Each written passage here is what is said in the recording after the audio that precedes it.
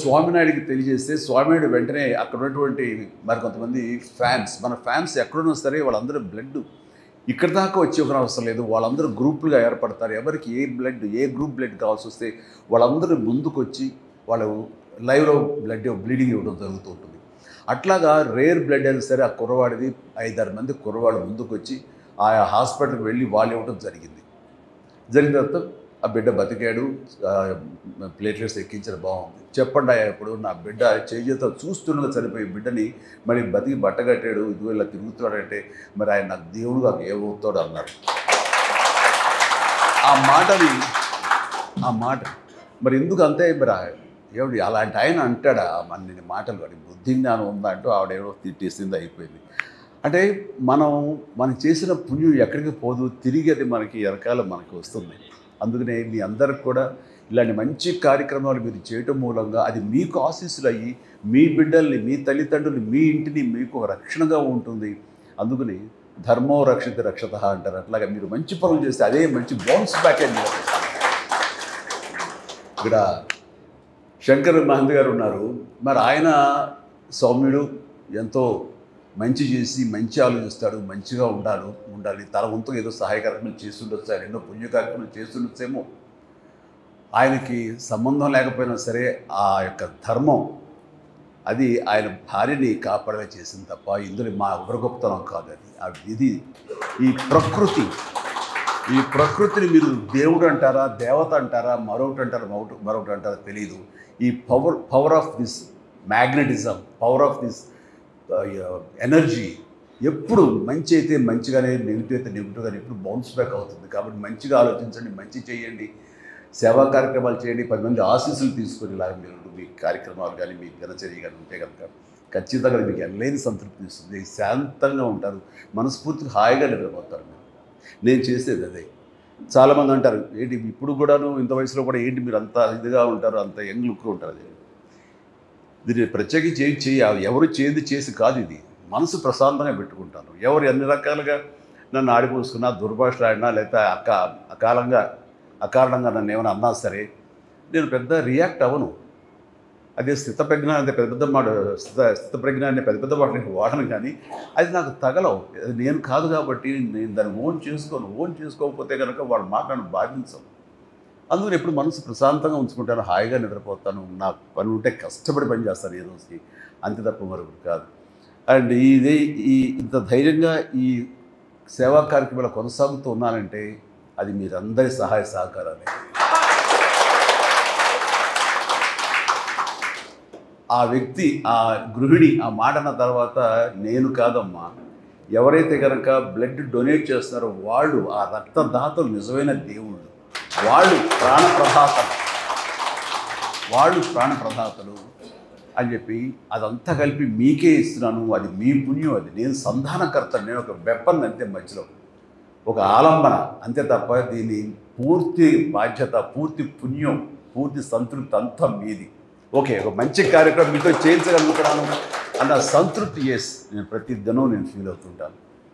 And ఈ కార్యక్రమానికి ప్రత్యేకించి మనం ఇలా మంచి పనులు చేస్తుంటే నా స్నేహితులు ఇద్దరు సిటీఓ గాను, ఈయన ఒక చార్టెడ్ అకౌంటెంట్గా ఉండి తన స్కూల్స్ ఉండి ఆయన ఎడ్యుకేషనిస్ట్గా ఉంటూ ఇప్పుడు ఈ కార్యక్రమం చేస్తుంటే మాకు ఏదో జీవితకాలం అంతా ఏదో ఒక ఇలాంటి కార్యక్రమాలతో చేసుకుంటూ వచ్చాం, కానీ ఒక సంతృప్తి అనేది తెలియదు. నేను చెప్పాక సంతృప్తి, ఆ సంతృప్తి కోసం మేము పరితపిస్తున్నాం, ఏం చేయాలో తెలియట్లేదు. ఇక్కడ ఏదైనా ఒక పని ఉంటే చేస్తాం మాకు అని అన్నాం. ఇప్పుడు మీరు చాలా పెద్దోళ్ళు అయ్యా, ఇప్పుడు మిమ్మల్ని పోషించేంత శక్తి బ్లడ్ బ్యాంకు లేదు, మీరందరూ లక్షల్లో సంపాదించుకున్న వాళ్ళు, అది ఎవరంటే చిచ్చి డబ్బు ప్రసక్తి కాదు, మేము సంపాదించుకున్న మాకు చాలు, ఇక్కడ ఉండి ఫ్రీ సర్వీస్ ఆనరీ జాబ్ ఏదో ఒకటి ఇస్తే కనుక ఫ్రీ సర్వీస్ చేస్తామంటూ శేఖర్ కానీ, స్వామినాయుడు కానీ, మన నాయుడు కానీ వీళ్ళందరూ ఉన్నారు. అంటే ఇది ఈ పుణ్యంలో మా వంతు కూడా మేము సైతం అంటే వాడు ముందుకు వచ్చారు. వీళ్ళందరినీ మీ సభాముఖంగా నేను మనస్ఫూర్తిగా అభినందిస్తున్నాను. సో ఈ రోజున మీరు అందరూ వచ్చారంటే ఏం ఆశించి వచ్చి ఉంటారు, వీళ్ళలాగానే ఇందులో కూడా మనం పార్టిసిపేట్ చేయాలి. మన APTA American progressive Telugu association ఆ సంస్థ వాడు 3 రోజులుగా సదస్సు నిర్వహించారు. అందులో లాస్ట్లో నేను వెళ్ళటం జరిగింది. వాళ్ళందరూ కూడా నేను అదే వాళ్ళకి చెప్పేది.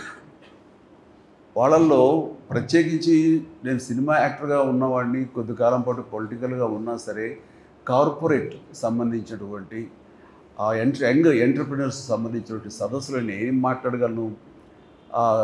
ఎంటర్‌ప్రెన్యూర్‌షిప్ గానీ, కార్పొరేటు అని అంటే వీటికి సరైనటువంటి స్పెల్లింగ్ కూడా తెలీదు నాకు. నేను పూర్తిగా వ్యాపారాలు గానీ, వీటికి గానీ చాలా దూరంగా ఉంటాను. కానీ నన్ను పిలిచారు కరెక్టేనా అని అన్నప్పుడు నేను వాళ్ళ దగ్గరికి వెళ్ళినప్పుడు ఒకటే మాట్లాడాను.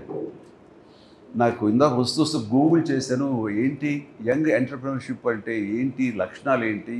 ఎలాగా అనే దాని మీద తీసుకుంటే కొన్ని పాయింట్స్ ఉన్నాయి. అండ్ ఒక లక్ష్యం ఉండాలి మనకి. దాన్ని సాధించడానికి పర్సివరెన్స్ ఉండాలి, నిరంతర కృషి ఉండాలి, అండ్ డిటర్మినేషన్ ఉండాలి, పట్టుదల ఉండాలి. మనం ఒక్కోసారి ఓటమి పొందినా సరే అది ఏమాత్రం వెనకంజ వేయకూడదు. అండ్ మీరు తయారు చేసే కమ్యూనిటీ ఆల్రెడీ మార్కెట్లో ఉంది కదా, మనం ఏంటి కొత్తగా ఇవ్వగలం, ఏంటి కొత్తగా చేయగలం, ఏ డిసప్పాయింట్మెంట్ ఉండకూడదు. నీ ప్రోడక్ట్ మీద నీకు నమ్మకం ఉండాలి, బలమైన నమ్మకం ఉండాలి అంటూ ఇలా కొన్ని పాయింట్లు అనుకుంటే వాటి మీద ఏది మాట్లాడదాం అనుకుంటుండగా నాకు అనిపించింది ఇవన్నీ నేను ఆచరించినవే కదా. ఈ రోజున ఎంటర్‌ప్రెన్యూర్‌లో ఈ లక్షణాలు ఉండాలి అంటే నేను కార్పొరేట్ కాదు, నేను ఏదైనా ఒక బిజినెస్ మ్యాన్ కాను. కానీ సినిమా యాక్టర్గా వెళ్ళాలి అని నేను నిర్ణయం తీసుకున్న తర్వాత, సినిమాలో ఉండాలని నిర్ణయం తీసుకున్న తర్వాత ఈ పాయింట్ అన్నీ కూడా నేను ఆచరించానే. వీళ్ళకి చెప్పేటప్పుడు నేను ఆవిష్కరించుకుంటే సరిపోతుంది కదా అనిపించింది నాకు. అలాగే ఆ రోజు చెప్పాను, ఎవరో తెలీదు, ఎక్కడో తెలీదు, నేను మారుమూల ఎక్కడో మొగల్తూరులో ఉన్నాను. అయితే నాన్నగారితో పాటు ఆయా ఒంగోలు, పొన్నూరు, బాపట్ల, చీరాల ఇలాంటి చోట్ల నేను నాన్నగారితో పాటు స్కూలింగ్ అంతా చేశాను. అండ్ బాగా ఇందాక అమర్నాథ్ రెడ్డి చెప్పినట్టుగా అంత కడు పేదరికం కాకపోయినా సరే ఐ అప్రిషియేట్. వాళ్ళకి పట్టుదల కృషి ఉండబట్టే ఈ రోజున అతను అంత చదువుకొని అంత సమర్థత తాను సంపాదించుకోవడం అలాంటి వాళ్ళు చూస్తుంటే మన మనస్ఫూర్తిగా మనం అభినందించాలి. అండ్ నాకు అనిపించింది నేను కూడా అలాగే మామూలు సాదాసీదా లో మిడిల్ క్లాస్ ఫ్యామిలీ నుంచి వచ్చిన వాళ్ళం. అండ్ అక్కడికి వెళ్ళి మనం సాధించగలమా అనే అంటంలో ఆ ఇంట్రెస్ట్ ఉంది, ఎలా సాధించగలం నమ్మకం, బలీయమైన నమ్మకం, డౌట్ లేదు. అలా డౌట్ పెట్టుకుంటే ఏది సాధించరు. నేను చేయగలను, నా టాలెంట్ మీద నాకు నమ్మకం ఉంది. అప్పుడు గొప్పగా ఇప్పుడు చూస్తుంటే అప్పుడు చేస్తుంటే ఫిలిం యాక్ట్ అయినా చూస్తే కొంచెం నవ్వుస్తుంటే ఇంత అమెచ్యూరిస్గా చేశాను నేను అని. కానీ అప్పట్లో అది చాలా గ్రేట్గా నేను డెలివరీ చేశాను ఫీలింగ్. అండ్ ఇందాక ఎంటర్‌ప్రెన్యూర్‌షిప్ గురించి చెప్తున్నప్పుడు బయట ఒక కమ్యూనిటీ ఆల్రెడీ ఉంది కదా, మన ఎవరు ఆదరిస్తారంటే ఈ ప్రత్యేకతను అందరూ పొందుపరిస్తే కనుక మన కన్జ్యూమర్స్ ఆటోమేటిక్గా దానికి అట్రాక్ట్ అవుతారు. అండ్ ఆల్రెడీ సినిమా ఇండస్ట్రీలో అద్భుతంగా డాన్స్లు ఫైట్లు చేసే హీరోస్ ఉండగా నువ్వు వెళ్ళి మీరు కొత్తగా క్యాటర్ చేసేదే ఉంది, నువ్వు వెళ్ళి అక్కడ వాళ్ళని రాణించేలాగా అల్లించేలాగా చేసేది ఎలాగా అని డౌట్ లేదు నాకు. ఖచ్చితంగా పూర్వకాలంలో కొన్ని సినిమాల్లో సాంగ్స్ మినీ ఇంటర్వెల్స్ లాగా బయటికి వెళ్ళిపోయేవాడు దానికో. అండ్ అలాంటిది నేను వాళ్ళని వెళ్ళనివ్వకూడదు, అరెస్ట్ చేయాలి, వాళ్ళని నిలువరించాలి, కూర్చోబెట్టాలి, అది నా ప్రత్యేకత అనుకున్నాను.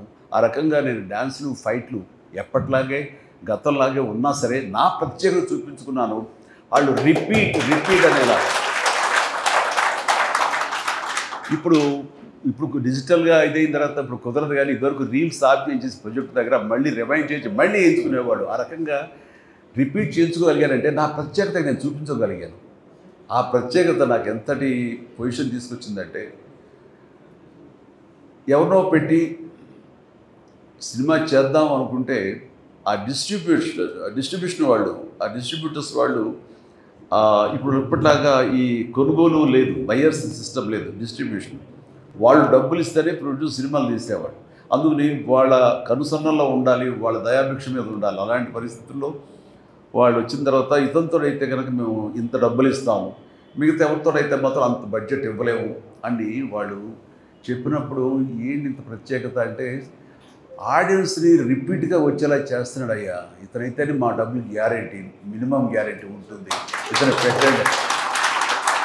సో ఈ సినీ పరిశ్రమ ముందుగా నన్ను ఆదరించింది కాదు, ప్రేక్షకులు ఆదరించారు, అభిమానులు నన్ను భుజాల మీద ఎత్తుకున్నారు. వాళ్ళు చేసింది చూసిన తర్వాత వీళ్ళ డిస్ట్రిబ్యూషన్ వాళ్ళు ఇక్కడ వాళ్ళ ఇన్ఫ్లుయెన్స్ తోటి ఇక్కడ నా స్థానం సుస్థిరమయ్యేలాగా ఉంది. ఆ తర్వాత ఈ కళాం తల్లి నా అప్పులు చేర్చుకుంది. కాబట్టి నేను ఎప్పుడు కూడాను మీ అభిమానులకి కృతజ్ఞునై ఉంటాను. ఆ కృతజ్ఞత భావంతోనే ఉంటాను. అండ్ అంత నమ్మకం మీ మీద ఉంది కాబట్టే ఈరోజు కూడా ఇంత బ్లడ్ డొనేషన్ అనేది, రక్తదానం అనేది సజావుగా సాగిపోతుంటే కనుక అదంతా మీ సంకల్ప బలం. అండ్ నాకు ఈరోజు చాలా సంతోషంగా ఉంది. ఇలాంటి ఫ్రీక్వెంట్గా మనం కలుసుకుంటున్నాం.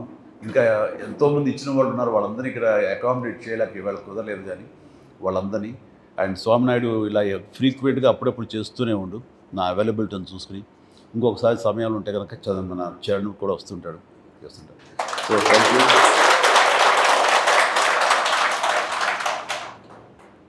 ఇలాగా చాలా సంతోషం శంకర్ మహంతి గారు, మీ యొక్క ఎక్స్పీరియన్స్ మీరు చెప్పి చేశారు. ఆవిడ ఆరోగ్యం బాగుండాలి, మీరు అందరూ చాలా బాగుండాలని, మీరు ఇండస్ట్రీలో నిలదొక్కోవాలని ప్రయత్నం చేస్తున్నారు. ఖచ్చితంగా మీకు ఆ నమ్మకం పెట్టుకోండి, మీకు బాగుంటుంది. అండ్ ప్రతి వాళ్ళకి మనిషికి ప్రతి ఒక్కరికి నా హృదయపూర్వక ధన్యవాదాలు. Thank you. So nice sir. ఇది మీ ఇల్లు లాంటిది, ఎనీ టైం రావచ్చు. వచ్చినప్పుడల్లా రక్తం లాగేసుకుంటారేమో భయపడక్కర్లేదు. మీకు అనుకున్నప్పుడు, మీకు అనిపించినప్పుడు ఇస్తే బాగుంటుంది అనుకున్నప్పుడు డెఫినెట్గా ఇవ్వండి. ఆ ఎల్లేని సంతృప్తి ఇస్తుంది మీకు. Thank you so much. Love you all. కార్యక్రమం